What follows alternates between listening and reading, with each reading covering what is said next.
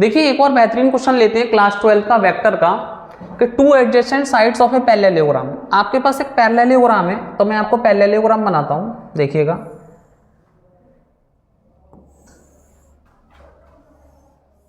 ये देखिएगा पैरेललोग्राम,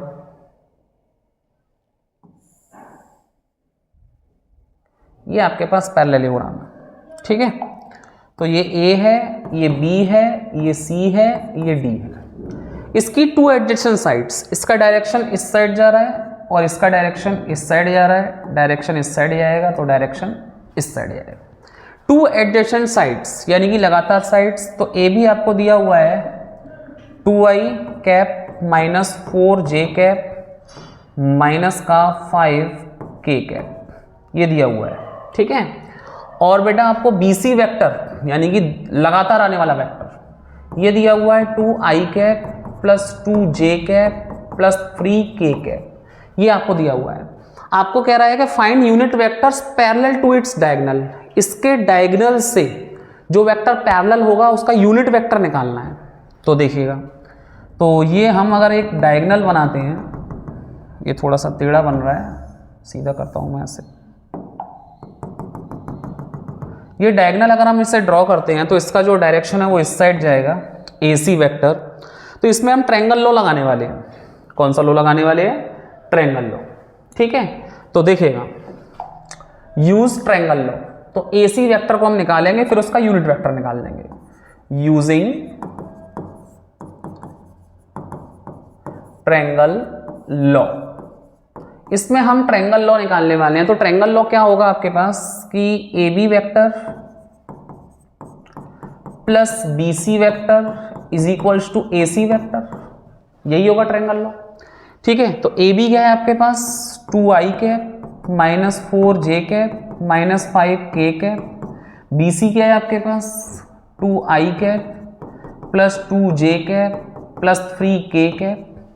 तो आपको ये इक्वल में क्या देने वाला है? ये AC वेक्टर देने वाला है, जिसका हमें यूनिट वेक्टर निकालना है। जिसका हमें क्या निकालना है? इसके डायगोनल का, डायगोनल्स का निकालना है। पहले AC के डायगोनल का निकालेंगे, फिर BD डायगोनल का निकालेंगे, इस तरह से। तो इसका हमें यूनिट वेक्टर निकालना है। तो देखिए 2i और 2i 4i माइनस 4j और प्लस का 2j माइनस का 2j और माइनस का 5k प्लस का 3k माइनस का 2k is equals to AC vector. ये मेरे पास AC वेक्टर आ चुका है। अब unit vector parallel to diagonal, देखिएगा, अब हम इसका यूनिट वेक्टर निकालेंगे। यूनिट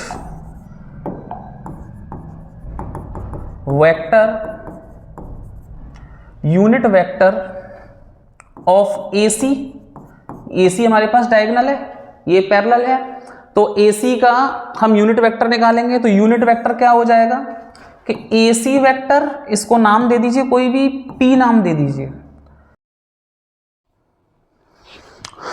देखिए यहां से AC वेक्टर आ गया मेरे को यूनिट वेक्टर के अलोंग। तो ये मैं यूनिट वेक्टर कैसे निकालता हूं इसके parallel? AC vector upon modulus का AC वेक्टर। तो AC वेक्टर कितना है 4i minus 2j minus 2k और मैग्नीट्यूड इसका ये आ गया। तो जब मैंने इसका मैग्नीट्यूड लिया तो मैग्नीट्यूड 24 आया, और 24 को अगर मैं ऐसे लिखूंगा तो 2√6 लिख लूंगा। और ये जो वेक्टर है 2i minus j minus k, तो 2 से 2 को मैंने कैंसिल कर दिया। तो इतना मेरे पास P वेक्टर आ गया, एक डायगोनल के अलोंग आया है। आपको दिखाऊं, ये वाले इसके डायगोनल के अलोंग, ये वाला देखो, चेक करो, find unit vector parallel to its diagonals. तो एक डायगोनल के अलोंग आया है पैरेलल यूनिट वेक्टर। अब दूसरे डायगोनल के अलोंग कैसे करेंगे कि यहां से B से D एक वेक्टर बना रहा हूं और इसका डायरेक्शन मैं इधर ही दे रहा हूं, ठीक है। B से D जो वेक्टर बना रहा हूं इसका डायरेक्शन मैं इधर ही दे रहा हूं, ठीक है। अब जब मैं डायरेक्शन दे रहा हूं तो देखिएगा यहां पर क्या करने वाला हूं, इसमें भी ट्रायंगल लॉ लगाने वाला हूं, लेकिन ABD में मैं ट्रायंगल लॉ लगाने वाला हूं। देखिएगा, using triangle law, using triangle law in ABD। तो ABD ट्रायंगल में मैं ट्रायंगल लॉ लगाने वाला हूं। तो इसमें डायगोनल्स, तो डायरेक्शन देखना ट्रायंगल लॉ कैसे बन सकता है। देखिएगा कि ये डायरेक्शन ऐसे जा रहा है AB प्लस BD, तो ये कहां जाएगा AD, AB plus B D और ए डी, ये डायरेक्शन जाएगा। देखो A B plus B D is equals to A D, A B vector plus B D vector is equals to A D vector. अब सुनना ध्यान से, ए B vector तो आपको दिया हुआ है, हमें निकालना है बी डी वैक्टर क्योंकि डायगोनल है, तो मैं इसको यहीं रखता हूं पी डी वैक्टर को। तो ए डी वैक्टर माइनस का ए बी वैक्टर, ये हो जाएगा। ठीक है, अब देखिए यहां से ए डी की वैल्यू और ए बी की वैल्यू क्या है। ए बी की वैल्यू तो वही रहेगी, ये देखो 2i माइनस 4j माइनस का 5k। ए डी का डायरेक्शन क्या है, बी सी के डायरेक्शन की तरफ, तो ए डी भी आपके पास क्या हो जाएगा 2i cap plus 2j cap plus 3k cap, कितना हो जाएगा। तो देखिए मैं करने वाला हूं आपको, B D vector is equals to A D vector आपके पास हो जाएगा 2i cap plus 2j cap plus 3k cap, minus करना है आपको ए बी वैक्टर। तो ए बी वैक्टर कितना हो जाएगा 2i cap minus 4j cap और माइनस का 5k कैप, तो ये हो जाएगा 2i cap plus 2j cap plus 3k cap minus 2i cap plus का 4j कैप माइनस और माइनस प्लस का 5k कैप। ठीक है बच्चों, तो मेरे पास ये बी डी वैक्टर आने वाला है। अब देखिए 2i से 2i कैंसिल हो गया तो 0i कैप और 2j ऑफ ये हो जाएगा 6j कैप और 3k और ये हो जाएगा 8k कैप, इतना। तो ये मेरे पास बी डी वैक्टर आ गया। तो इसके अलोंग में अगर यूनिट वेक्टर निकालता हूं, इस डायगोनल के अलोंग यूनिट वेक्टर, तो देखिए इसको मैं आपको z वेक्टर ले लेता हूं, यूनिट वेक्टर निकालना है मेरे को। ठीक है, तो ये हो जाएगा बी डी वैक्टर अपॉन का मॉड्यूलस में बी डी वैक्टर। ठीक है, ये इतना हो जाएगा। इसे यूनिट वेक्टर निकाला है तो इसे कैप को चेंज कर दीजिएगा, यूनिट वेक्टर की कैप लगाइएगा, P unit vector, unit vector. ठीक है, तो चलिएगा, तो z यूनिट वेक्टर मैंने बी डी वैक्टर का डायगोनल के मान लिया है, तो बी डी कितना है 6j cap plus 8k cap और इसका मैग्नीट्यूड कितना आ जाएगा 6 का स्क्वायर यानी कि 36, 8 का स्क्वायर यानी कि 64, ये हो जाएगा यहाँ से 6j cap plus 8k cap upon का अंडर रूट में 100 और 100 को हम लिख सकते हैं डायरेक्ट, लिख दो यहाँ पर 10, तो ऊपर से कॉमन ले लीजिएगा तो 3j cap plus 4k cap और नीचे हुआ 10, तो 2 से कैंसिल 5, तो इतना मेरे पास एक यूनिट वेक्टर आ गया। ठीक है, अब मेरे को इसमें क्या निकालना है, एरिया ऑफ पैरेललोग्राम।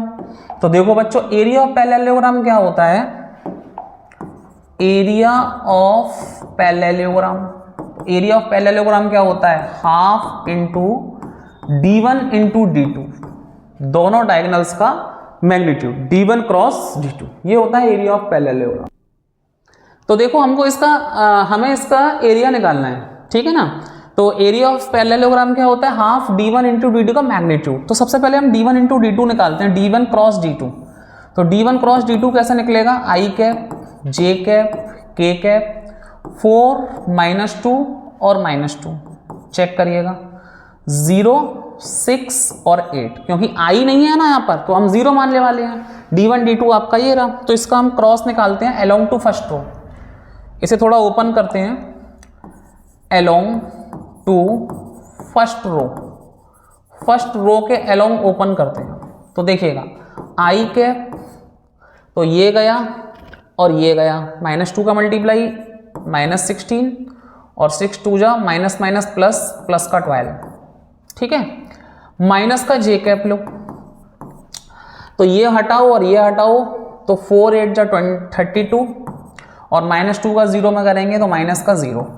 ठीक है, प्लस का k कैप, तो k कैप में ये गया और ये गया, 4 6 जा 24 और 0 का -2 में करेंगे तो माइनस का 0। तो देखिए ये हमारे पास क्या आया कि -16 में से 12 गया तो माइनस का 4i। ठीक है, माइनस का 4i और ये हुआ माइनस का 32J और ये हुआ मेरे पास प्लस का 24K। तो ये मेरे पास एक वो वेक्टर आ गया D1 क्रॉस D2। अब ये मेरे पास D1 क्रॉस D2 आ गया, D1 क्रॉस D2। तो मैं इसमें क्या करने वाला हूँ कि इसका मैग्नीट्यूड लेने वाला हूँ। तो देखिएगा इसका मैं मैग्नीट्यूड लेता हूँ, magnitude of D1 cross D2, magnitude of D1 cross D2। देखिएगा मैग्नीट्यूड लेने वाला हूँ तो 4 का स्क्वायर कितना होता है 60 प्लस 32 का स्क्वायर, 32 का स्क्वायर कितना होने वाला है 1024, 32 का स्क्वायर तो बताओ बच्चों 1024 प्लस 24 का स्क्वायर 576। अब ये तीनों प्लस होके होते हैं तो कितना होता है 16 plus 1024 plus 1616 is equals to D1 cross D2। अब 1616 को हम कैसे लिख सकते हैं, देखिएगा 1616 को 2 8 जा 0 8, 2 4 जा 0 4, 2 2 जा 0 2, 2 1 0 1, 101 आपका नहीं जाएगा तो यहाँ से पेयर बनाइएगा 2 2 जा 4, तो इसे मैं लिख सकता हूँ 4 रूट 101। तो ये मेरे पास मैग्नीट्यूड आ गया D1 इंटू D2। तो मैं अपने एरिया वाले फॉर्मूले में रख दूंगा एरिया ऑफ पैरेललोग्राम। देखो ये क्वेश्चन हो चुका है। एरिया ऑफ पैरेललोग्राम क्या होता है half magnitude of D1 cross D2 vector. तो ये D1 क्रॉस D2 कितना है 4 अंडर रूट 101 अपॉन 2, 2 से गया 2 तो 2 रूट 101। ये मेरे पास एरिया आ गया स्क्वायर यूनिट्स। ये मेरे पास एरिया आ चुका है पैरेललोग्राम का। ठीक है, इस तरह से मैं ये क्वेश्चन करने वाला हूँ। चलिए